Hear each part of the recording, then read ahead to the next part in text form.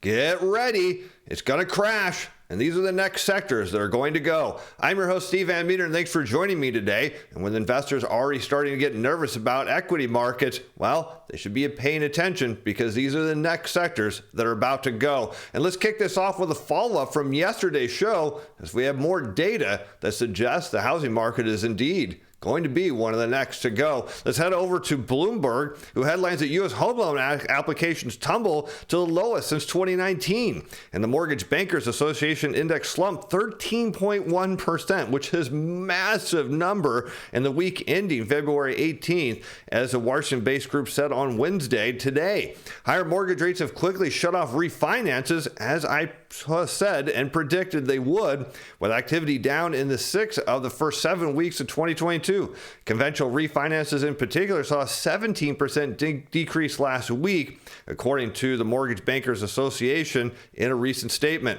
And here you can see that the reason for this is the 30-year mortgage rate, shown in red and inverted, so it is upside down against weekly mortgage purchase applications. So as yields rise, as mortgage rates rise, again shown inverted, well, you can see that purchase applications are going to fall. And I know it doesn't seem like rocket science, but that's as simple as it is. As rates go up, people have no need to refinance at even higher rates. But what does that mean for the broad housing market? Well, we've got this other chart here that now overlays the same data with U.S. existing home sales. And well, what we can see is home sales jumped last month. But why did they do that? As people locked in those rates before they went higher? Well, guess what's likely to happen next is we're likely to see home sales go down. And that is the beginning of what could be the next big housing crash. But that's not the only sector that's in danger. Of course, we have the broad equity market too,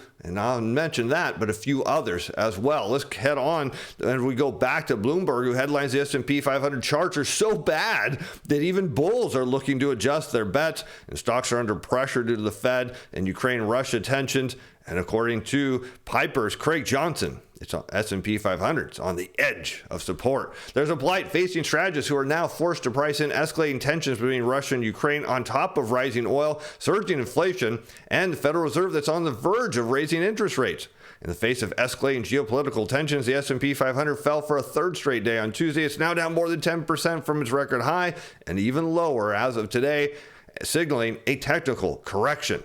And the drops pushed the gauge below its 200-day moving average in recent days. Now, if you're not familiar what the 200-day moving average is, it's just the average over the last 200 days of the price of the S&P 500 or whatever index it happens to be overlaid against. And what it means is when prices fall below their 200-day moving average, well, it's very bearish and suggests that prices are headed even lower. Let's continue on.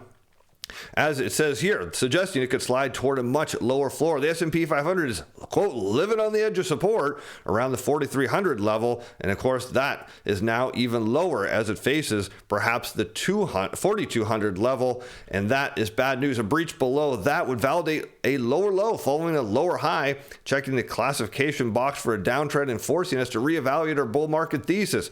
Although he's sticking with his 5150 year price target for now, which is a fantasy, in my personal opinion, because you have to understand the reason we're seeing weakness in equity prices. There's two main reasons, and it has nothing to do with geopolitical issues, although that's a smaller factor. What are they? Well, you already know. It's the withdrawal of fiscal stimulus, because remember, who was the biggest marginal buyer of equities since March 2020? Well, it was retail investors taking their stimulus checks and buying stocks, and now the withdrawal of monetary stimulus, which is only 2.5 weeks from ending the QE program. And then shortly thereafter, we should get an announcement from the Fed about at least a 0.25% rate hike. That is a bigger issue for the markets. It's the withdrawal of liquidity, not all these other things.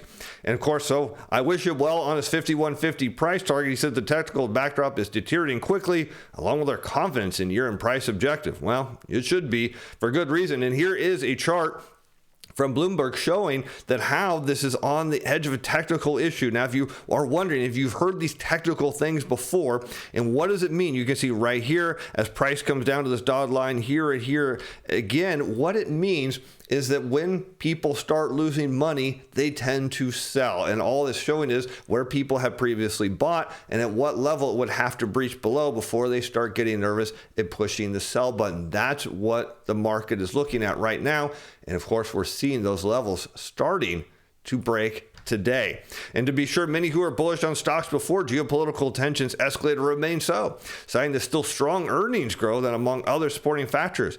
But those whose views are crumbling to the price action itself convinces them the market is in trouble. And it is.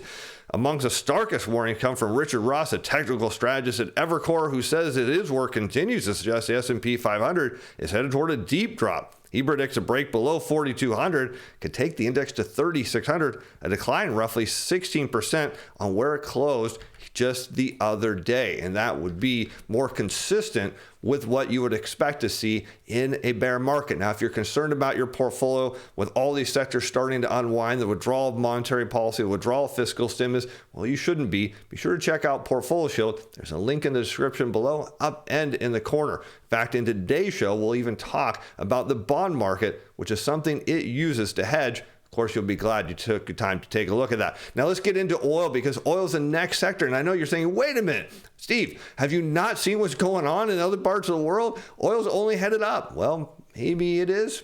Maybe it isn't. Let's check this out. I want to show you this, because here's a chart showing the Department of Energy Cushing, Oklahoma crude oil total stocks in blue.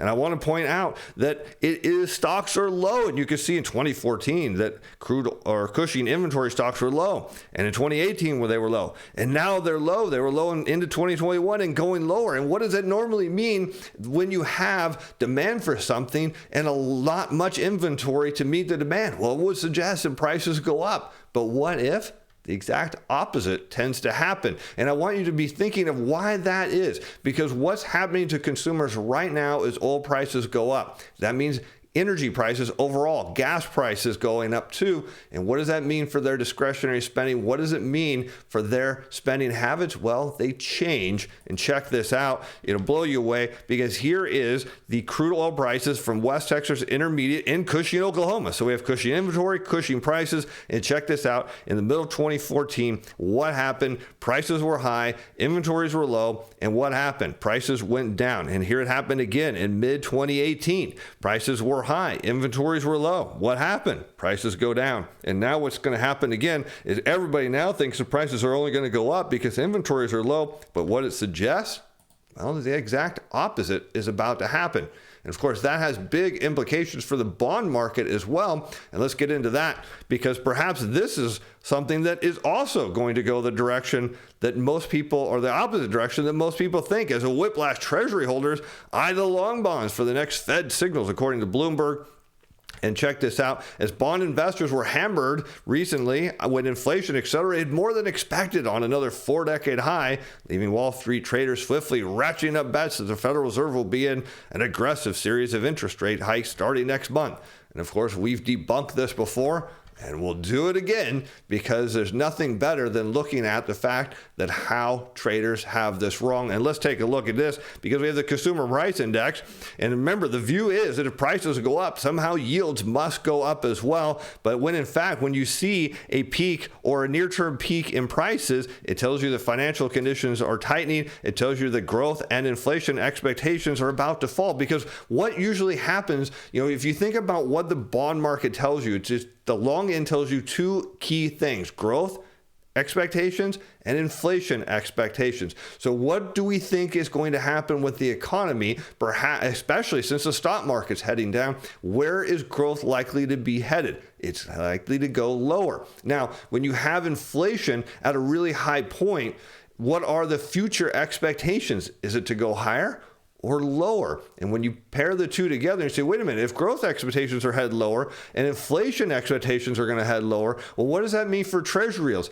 You got it. They're headed lower. And this chart just validates that. You see this here peak in the Consumer Price Index. Yields are peaking and then heading lower. Here you see another peak. Yields lower. Another peak in here, and yields go down again. And here CPI is getting hot. Yields go down. And in the great financial crisis, similar to what we see now with high oil prices, interest rates go down. High inflation, lower rates. High inflation, lower rates.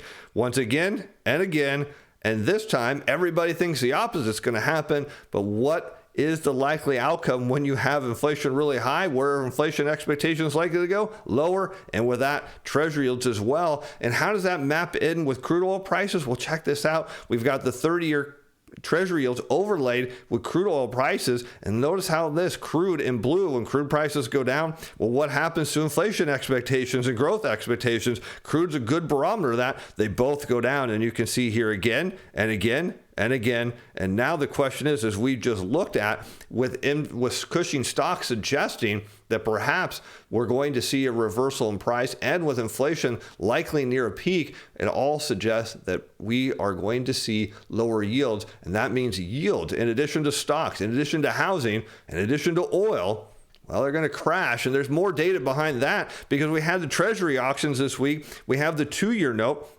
As we've talked about, foreign demand during periods of inflation gets high. And of course, they're going to squeeze investors out. They took 65.6% of the 2-year auction, foreign bidders did. And how about today's 5-year auction? They took 67.8%. And so you see all these investors, U.S. investors and hedge funds and money managers are short the bond market. Meanwhile, foreign investors are buying bonds like crazy, and they're going to squeeze those shorts right out of the market. And of course, a lot of people can't see that, but you can on this next chart here. And what do we see? We have federal debt held by foreign institutional investors. It's a quarterly chart. I've got it inverted against 30-year treasury yields, and you can see when yields back up, but there's demand for U.S. debt, which again shown inverted here, yields come down, and you see it again. Yields going up, but what happens? There's plenty of foreign demand, and yields go down, and you see it again. Yields rising, foreign demand also rising, yields come down, and now we already know this is a quarterly data, but we know there's strong foreign demand. And what does that ultimately mean for treasury yields? Well, it means they're headed lower.